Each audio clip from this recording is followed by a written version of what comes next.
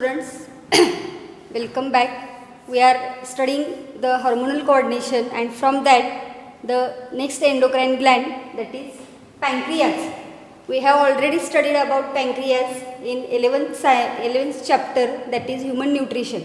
This pancreas is developing from the endoderm germ layer, and as you know, the pancreas is called as a mixed gland or dual gland because it is consisting of exocrine and endocrine parts, and therefore it is called as a mixed gland or dual gland. So here the endocrine part of the pancreas, which is secreting different hormones, and that part is called as islets of Langerhans, which are secreting about 4 different hormones which are playing a very important role in our body, and therefore this is the point. Here it is dual gland, or you can call it as a mixed gland or composite gland, which is acting exocrine and endocrine, and the part endocrine pancreas is composed of islets of Langerhans, and these islets of Langerhans consist of 4 types of cells: alpha cell, beta cell, delta cell, and PP or F cells.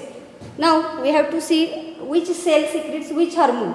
So here you can see the alpha cells, which are about 20% in the group of islets of Langerhans, and these alpha cells secreting a peptide hormone which is known as glucagon, and the function of glucagon is to increase the blood sugar level. So our blood sugar level increases with the help of this glucagon hormone. Second, beta cell, which is about 70%, the largest number of beta cells are present in this group islets of Langerhans, and this beta cells secrete a peptide hormone which is called as a insulin, and as you know, the role of insulin is the decreasing blood sugar level. So here insulin decreases blood sugar level. Third, delta cell, which are present only 5%, and it is secreting another hormone which is known as a somatostatin, and this somatostatin is responsible for inhibition of the secretion of insulin and glucagon. That means it inhibits the secretion from alpha cell and beta cell, and therefore the function of somatostatin is inhibit secretion from alpha and beta cells. And fourth, there is PP cell or F cell, which are also 5%. These are secreting a hormone which is called as a polypeptide, pancreatic polypeptide, and this pancreatic polypeptide is stimulate the secretion of pancreatic enzymes.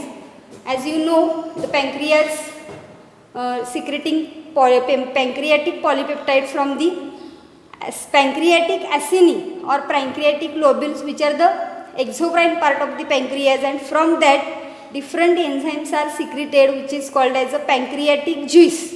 And for the pancreatic juice, these F cell or PP cells are responsible. So here we can see in the diagram, this is the Ts of pancreas, and these Ts of pancreas are consisting this part.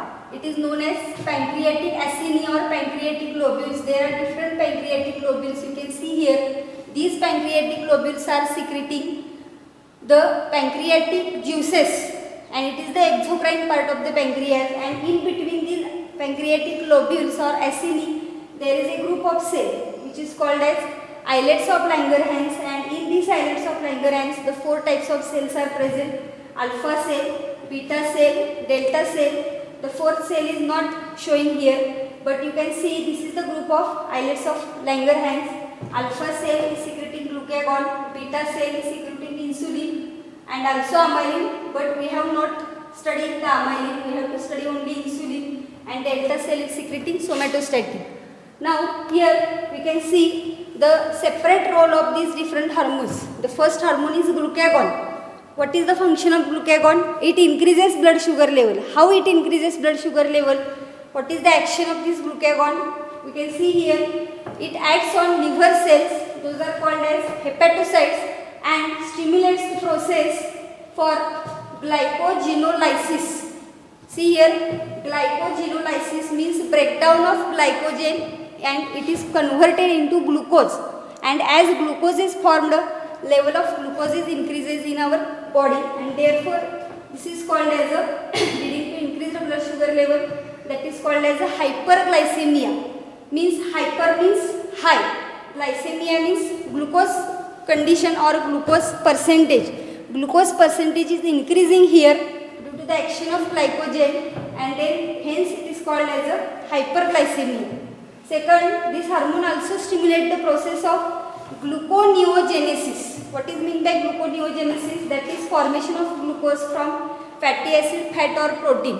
If suppose there is no glycogen present in our body or present in our liver, then the fatty acids, fats or proteins are converted into glucose, and that process is called as a gluconeogenesis, formation of glucose from other than glycogen, that is fatty acid, fat or protein, and hence by the action of this gluconeogenesis, glucose is formed from protein, fat or fatty acid, and again blood sugar level is increasing here, so which is also contributing to the hyperglycemia. So here two important reactions or processes are carried by the help of this glucagon. First is the glycogenolysis, means breakdown of glycogen into glucose, and second here gluconeogenesis means breakdown of fat, protein or fatty acid into glucose. Both these reactions are responsible for increasing blood sugar level, and therefore this hormone glucagon is called as a hyperglycemic hormone. So here we can write like glucagon reduces the cellular glucose uptake and utilization, thus glucagon is hyperglycemic hormone. Means glucagon is responsible here for the reduction of the cellular glucose uptake, means the glucose which is present in our blood that is not absorbed by the cell due to presence of this glucagon, and therefore the sugar level of the blood remains as it is. So here this hormone is called as a hyperglycemic hormone. This is the first hormone which is secreted by alpha cells of the pancreas. Okay. Now we will see the second hormone, insulin. As you know, the role of insulin, the insulin playing role to decrease the blood sugar level, and it acts on hepatocytes and adipocytes for cellular glucose uptake and utilization. What is the action of insulin? Here you can see insulin stimulate the cells for glucose uptake and glucose utilization, as glucagon is not responsible for glucose uptake, but here insulin is responsible for glucose uptake and utilization, and therefore the sugar present in blood is used by the cells by the action of this insulin, and here the sugar level is automatically going on decreasing. That is the role of insulin. Therefore glucose from the blood decreases. Its condition is called as a hypoglycemia, because glucose level is decreasing and conversion of glucose to glycogen is taking place in the target cell. That process is called as a glycogenesis. What happens here? You see the conversion of glucose into glycogen means reduction of glucose from the blood, and that glucose is when coming in the cell, target cell, that glucose is converted into glycogen, and when requirement of glucose is taking place in the body, that glycogen again is converted into glucose by the action of glucagon. So both these hormones, insulin and glucagon, are maintaining blood sugar level in the blood. If there is high sugar present, insulin is secreted, and that insulin is responsible for glucose uptake into the cell, and when sugar level is decreasing, glucagon is secreted, and that glucagon again converts glycogen present in the cell into glucose, and sugar level is increasing. So here maintenance of the sugar level in the blood is taking place with the help of these two hormones. Here we can see, and hence the blood level is maintained by the joint action of insulin and glucagon. If the sugar level is increasing, insulin is secreted and there is formation of glucose into glycogen. That process is called as a glycogenesis. And if suppose blood sugar level is decreasing, glucagon is secreted and that glycogen is again converted into glucose, that is called as a glyconeogenesis, and therefore these both hormones, insulin and glucagon, are responsible for maintaining our blood sugar level. And suppose if the insulin hormone is hyposecreted, means there is low secretion of insulin, what does it causes? As you know, the name of the disorder due to deficiency of insulin in our body, that is called as a diabetes mellitus. Diabetes, common term, you have know already. There are number of patients of this diabetes which are present at this time, and this diabetes mellitus is caused due to the hyposecretion of insulin. The proper amount of insulin is not secreted in our body, and therefore there will be diabetes mellitus. So here we can see the disorders related to pancreas, and particularly it is related to hyposecretion of insulin, and it is called as a diabetes mellitus, which is also called as a hyperglycemia condition, because here blood sugar level is going on increasing, therefore that condition is called as a hyperglycemia. So here most common metabolic endocrine disorder of pancreas leading to increase in blood sugar level. What is diabetes mellitus? It is most adversely affecting and increasing the blood sugar level, the adverse condition of this endocrine system related to pancreas. This is due to non-activity of beta cells.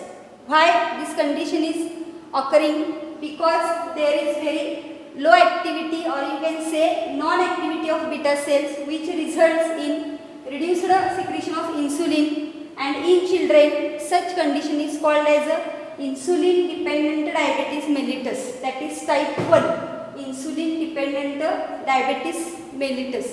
In children the diabetes type, it is called as a type 1 diabetes, which is insulin dependent diabetes mellitus, because in children there is non-activity of these beta cells, or the beta cells are showing very low activity, and due to low activity of beta cells, low secretion of insulin is taking place. So here in children we can observe the type of diabetes is insulin dependent diabetes type 1. It is shortly it is also called as IDDM. But in adults you can say the other form of diabetes is non-insulin dependent diabetes, that is type 2, non-insulin dependent diabetes mellitus. It is caused due to failure of insulin to facilitate the movement of glucose into cells. Means what happens in second condition or second type of diabetes? Insulin is secreted, but that insulin is not responsible for glucose transportation into the target cells, and therefore if insulin is present, or though insulin is present in the blood or in the body, there is no decrease in blood sugar level. There is secretion of insulin, but that insulin is not responsible for facilitating the movement of glucose into the cell, and therefore glucose is remaining in the blood, and there is diabetes mellitus you have observed. So here reduced sensitivity to insulin is called as a insulin resistance. Some patients are having about 20 to 25 years of diabetes, and they are taking the injection of insulin, and almost during this long period, that is 20 to 25 years, that person's body is showing insulin resistance, means there is no action of insulin though they are taking the injection of insulin. The ability of insulin in that body does not show any effect. It is because reduced sensitivity to insulin in that body, and that is called as a insulin resistance. So here we can see in both disorders, means insulin dependent or non-insulin dependent diabetes type 1, type 2, both these disorders showing blood sugar level increases, and some of the glucose in these patients are excreted in urine. The glucose which is present in our blood, that may be excreted in the urine, and it also shows excessive urination and dehydration of the body tissues, because due to increased blood sugar level there is a dehydration taking place, loss of more water into the urine taking place, and therefore degradation of fats decreases, formation of ketone bodies. So here the glucose is thrown outside the body through the urine, and therefore for the requirement of body, the glucose is formed by the degradation of fats, and due to the degradation of fats there is formation of ketone bodies, and that condition is called as a ketosis. So in these diabetes patients we have to observing these different types of symptoms. Blood sugar level increases, excessive urination takes place, dehydration of the body takes place, glucose is present in the urine, and they are showing ketone bodies formation due to the degradation of the fats. So here we can observing these hormones. Here one question is there which is asked in the last NEET exam which have taken place in May 2019. Match the following hormones with the respective disease. So here you can see in column A there are names of different hormones, and in column B number of disorders are given. So can you guess the answer? What will be the answer? Insulin. Which disease is here we can see related to insulin. So as you just studied diabetes mellitus, it is insulin related disease. Then thyroxine, here we can see goiter, corticoids, mineralocorticoid, glucocorticoid, Addison's disease, and growth hormone, it is related to acromegaly. So correct answers will be here. We can see insulin is related to diabetes mellitus, thyroxine is related to goiter, corticoids is related to Addison's disease, and growth hormone is related to acromegaly. And here extra disease is given is diabetes insipidus. It happens related to antidiuretic hormone. Okay. So the next endocrine gland, that is gonads.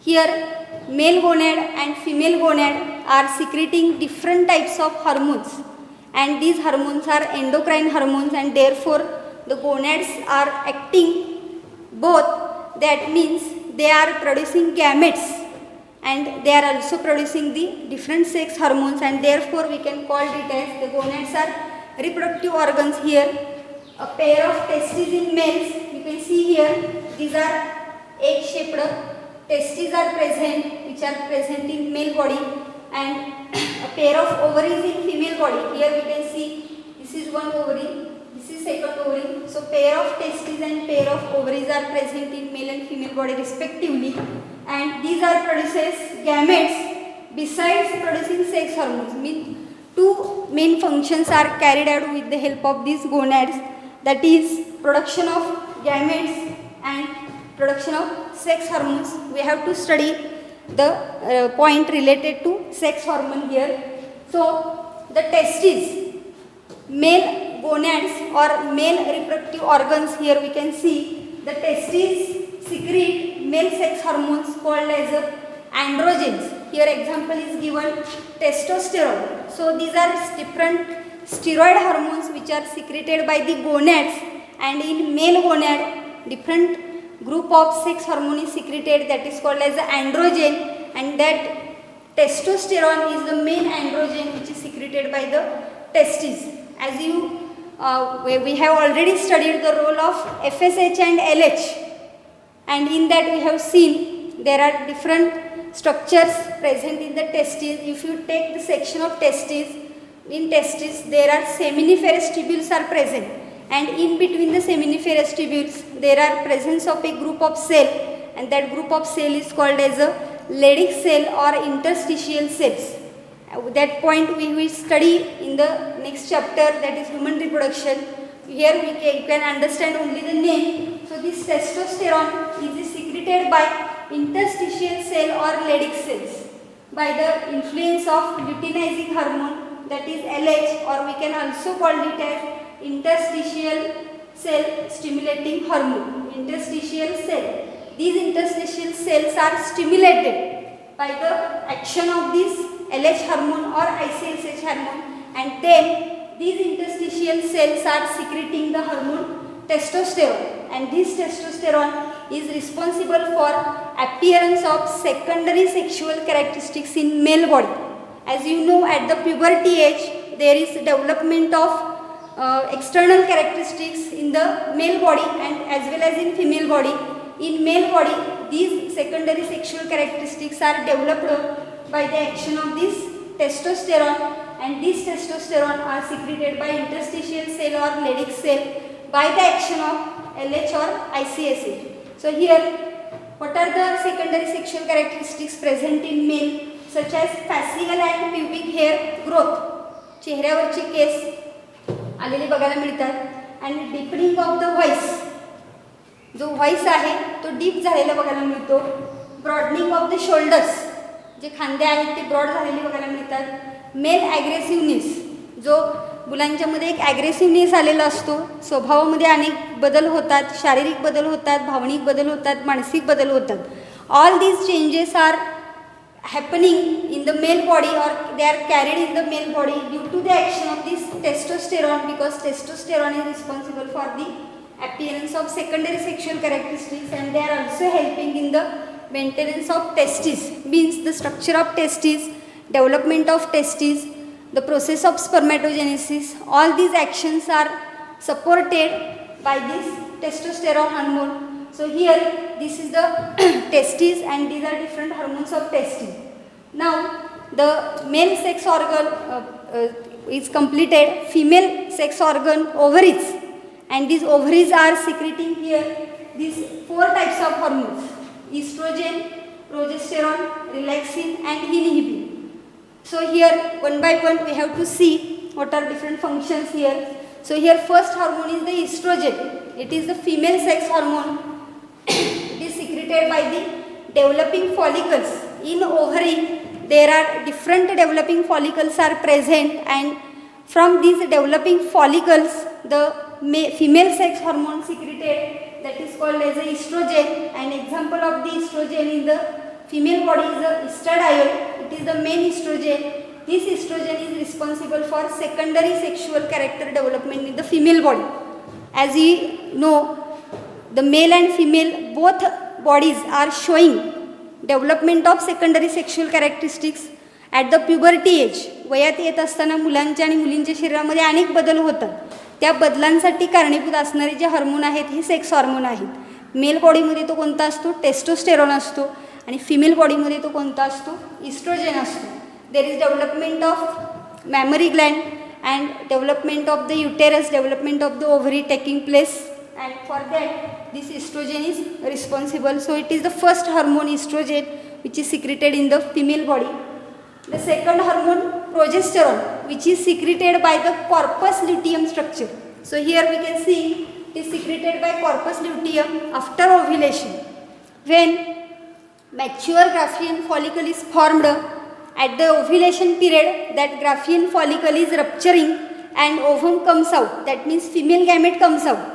Then after ovulation the Graafian follicle is becoming empty, and that empty Graafian follicle is converted into a structure that is called as a corpus luteum, and that corpus luteum is secreting a hormone which is called as a progesterone, which is responsible for maintaining of pregnancy. Therefore progesterone is called as a pregnancy hormone.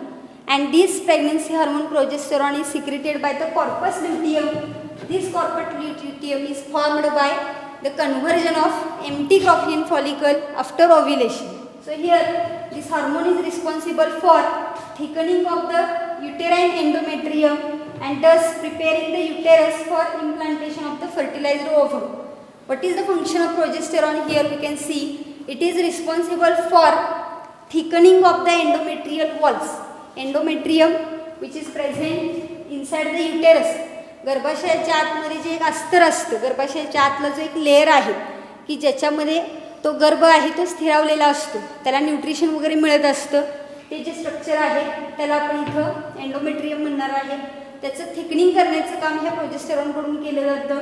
And therefore will be implantation of the embryo, that is fertilized ovum into the uterus takes place. If there is no proper uterine endometrium is present, there is no proper nourishment to the developing embryo, and there will be no proper pregnancy maintained. So here most important function of the corpus luteum, maintenance of pregnancy.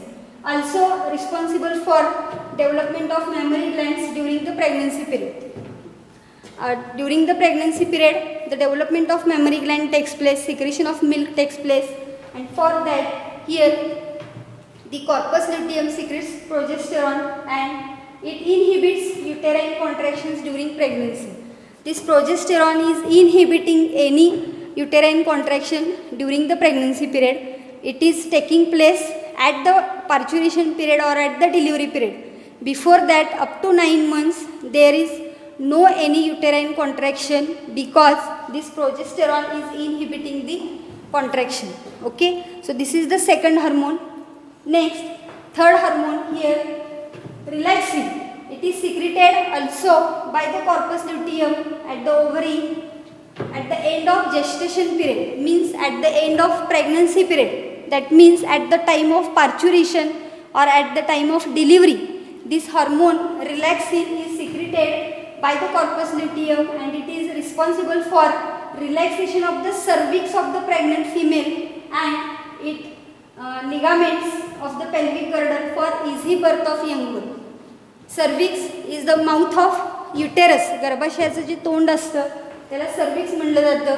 At the time of parturition or at the time of delivery, the baby head of the baby is coming out first, and for that parturition or for that delivery of the baby, there is a relaxation of the cervix and relaxation of the ligaments of the pelvic girdle, and it is very much important for the easy delivery. And for this relaxation of the cervix and for the relaxation of ligaments of the pelvic girdle, this hormone relaxin is playing important role and it is secreted by our ovary. So here this is the third hormone, and the last hormone here, inhibin. It is secreted by also corpus luteum.